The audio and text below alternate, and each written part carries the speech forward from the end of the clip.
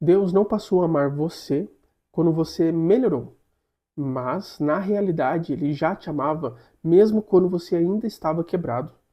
Muitas vezes, o maior problema na nossa vida é a gente achar que deve fazer alguma coisa para merecer o amor de Deus. Hoje você vai entender que o amor de Deus não é uma reação ao seu esforço, mas é a origem da sua transformação. Vem comigo.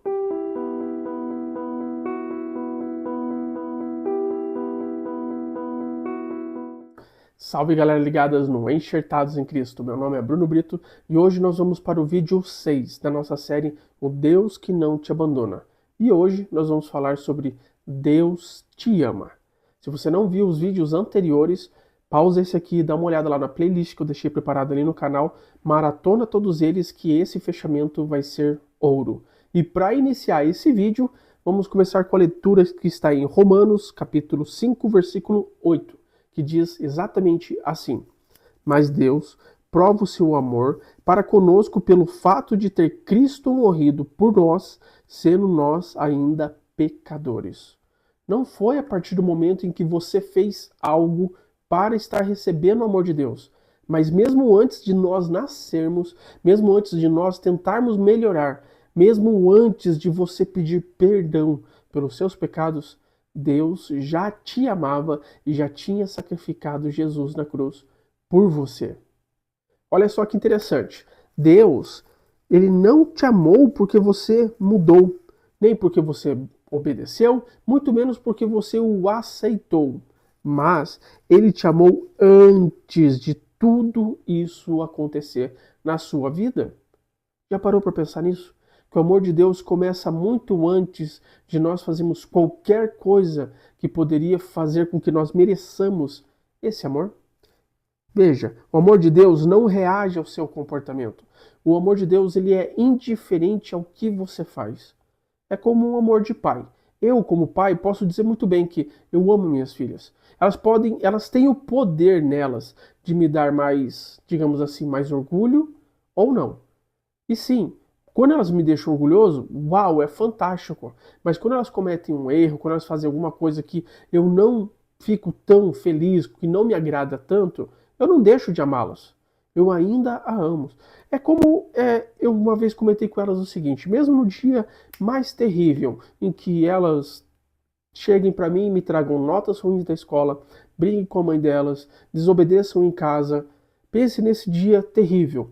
Mas se um ladrão entrar na minha casa nesse dia, no momento em que ela está me desobedecendo, está me respondendo, mesmo neste momento, o ladrão não conseguiria encostar nelas. Eu daria a minha vida por elas, porque o meu amor não depende do que elas fazem.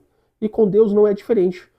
Pelo contrário, é até melhor. Afinal de contas, eu sou imperfeito, mas Deus não. Deus, ele é perfeito. Pensa comigo, a cruz, ela não aconteceu depois do arrependimento humano. Na verdade, aconteceu muito antes. Repare que a cruz, ela aconteceu antes de que você ainda estava distante, ainda errava e ainda não entendia nada. Mesmo, e quando eu digo você, eu me coloco nisso também. Porque eu também aceitei a Jesus há pouco tempo. E mesmo antes de eu aceitá-lo, mesmo antes de eu dizer, Senhor, a minha vida é sua, eu desejo a sua vontade, eu o amo, ele já tinha morrido na cruz. Ele já dizia que me amava antes de eu pensar em dizer que amava ele. Já parou para pensar nisso? Agora presta atenção nessa frase. A cruz não foi prêmio para quem melhorou, foi resgate para quem estava perdido. Gente, olha isso.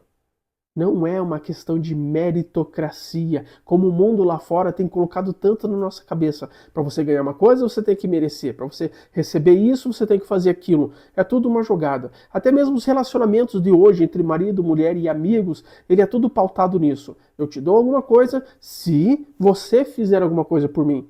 Mas Deus não é assim. Deus, ele fez muito antes de que nós pensássemos em fazer por ele. Olha o tamanho do amor de Deus na sua vida, na minha vida, na vida de todos aqueles que dizem sim para Deus. Olha só que interessante. Amor que depende de desempenho não é um amor bíblico. Já parou para pensar nisso? Olha só, muita gente vive tentando manter um amor de Deus. Se acertar, ele se sente amado. Agora, se errar, gente, Deus não me ama, Deus não está comigo, ele deve estar furioso comigo. A gente já conversou sobre isso durante a nossa série. Não, Deus não se afasta de você porque você errou.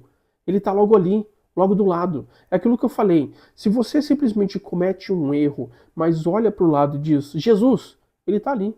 Se você pede perdão de coração, lá está ele. Ele não está mais distante de que um Senhor. A palavra Senhor. Ele está tão distante quanto você dizer essa palavra e ele estar aqui do lado, ouvindo você clamar. Já parou para pensar nisso? O quão fantástico é esse amor de Deus? E não só o amor de Deus, mas o amor de Deus por você.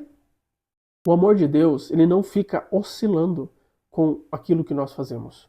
Porque isso transformaria ele num Deus volátil, e ele não é. Nós podemos confiar nele porque o amor que vem depende do caráter dele. E o caráter de Deus, ele não muda, ele não negocia. Se ele falou que Deus é amor, é porque ele é amor. E se ele disse que te ama, é porque sim, ele te ama. Pega essa frase, escreve em algum lugar para você passar a entender melhor e passar bem a semana. Olha só que interessante. O amor de Deus não ignora o pecado. Ele o vence. Gente, isso muda totalmente a nossa vida. A gente para de ficar escutando as acusações do diabo, as acusações do inimigo, dizendo que a gente não é o suficiente, que a gente não merece, que a gente não é bom, que aquilo que a gente errou, Deus se afastou, Deus está magoado. Não, isso muda tudo. Isso quer dizer pra gente que o pecado pode sim, se for intencional, nos afastar de Deus, mas e que ele, como eu disse, está logo aqui do lado, se você se arrepender. Isso é o amor incondicional de Deus para você, na sua vida. Deus, ele não ama passando pano nos seus erros. Ele o ama te transformando.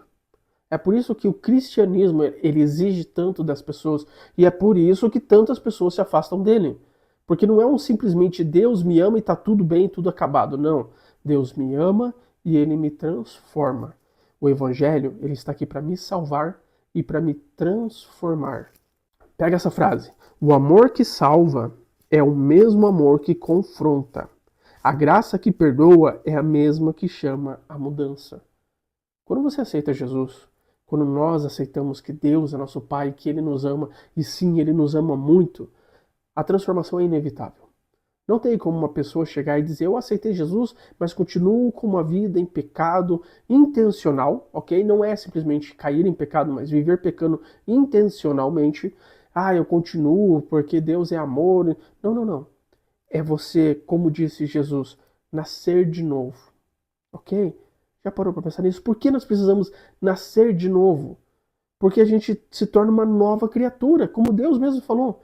Aí, a partir do momento que nós nascemos de novo, nós não vamos poder dizer que, eu cometo os mesmos pecados. Você era filho do pecado e agora você é filho de Deus. Há uma transformação aqui. Então não são meras palavras de, eu sou de Jesus, ou eu tenho um adesivo no carro do peixinho, né, desenhado, escrito Jesus, e pronto, eu estou no céu. Não, é a comprovação de que você é filho de Deus. Veja só que interessante. John Bevere, ele fez uma apresentação onde ele disse algo que eu achei muito legal. Quando meu filho nasce, por exemplo, recentemente a nossa filha, nossa terceira filha nasceu, e para poder identificar ela, colocaram uma pulseira com o nome da mãe dela, o meu nome e o nome dela, ok? Quando você vai ver entre muitos bebês, eles são muito parecidos. E a única coisa que identifica que ela é minha filha é aquela pulseira, ok? Ela nasceu. Ela está ali, ela nasceu da minha esposa, ela é minha filha, de nascença. Perfeito. Com o tempo passando, há um tempo atrás, a minha filha do meio, ela estava conversando com uma amiga em relação a coisas da Bíblia, coisas do dia a dia, relacionadas à Bíblia e tal. E uma das pessoas que mexe no ministério passou por ela e escutou ela falando. E veio conversar comigo depois. E ela disse exatamente assim, uau, Bruno, a sua filha fala igualzinho você. É como ouvir você falando, mas através dela.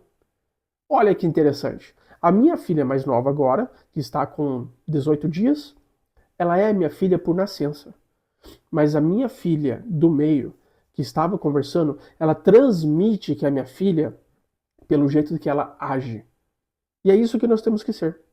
Sim, nós somos amados por Deus. Sim, nós somos filhos de Deus. Mas o que comprova essa parte de ser filho de Deus é justamente ser tão parecido com Jesus que as pessoas veem Jesus em nós. Não é porque está escrito no carro, não é porque a gente carrega uma pulseira dizendo nós somos Jesus, mas é porque os nossos atos dizem: uau, essa pessoa é irmã de Jesus. Essa pessoa é filha de Deus. Essa frase é pesada. Alguns aguentam, outras não. Espero que você seja da primeira. Aquele que vai aguentar. Deus te ama demais para te deixar como você está. Aqui o pessoal se engana. Sim, venha do jeito que você está. Apareça até a igreja, converse com os pastores, converse com pessoas que te levem até Jesus e aceite Jesus. E sim, ele te ama. Mas, exatamente por te amar, ele vai te transformar. O Evangelho faz isso com a gente. Deus, ele te ama hoje. Pense comigo, talvez você esteja se sentindo indigno, talvez você esteja se sentindo cansado de tentar, ou talvez você ache que foi longe demais e Deus não pode alcançar você. Mas tudo isso é mentira. Veja que a Bíblia diz que Deus te amou quando você ainda era pecador. Não se afaste de Deus pelos erros que você cometeu. Não se sinta indigno desse amor. Vá até ele, ele está de braços abertos, como o pai da parábola do filho pródigo. Ele não ficou perguntando para o filho aonde ele ficou, aonde ele estava, quanto tempo ele ficou fora, o que ele fez. Não. A primeira coisa que ele fez ao ver o filho distante, indo em direção a ele, foi correr em direção ao filho. Não foi o filho que correu em direção ao pai, mas foi o pai que correu em direção ao filho. Ele o abraçou, beijou e, cara, eu não quero saber do que aconteceu. Você está de volta. E isso alegra o coração de Deus.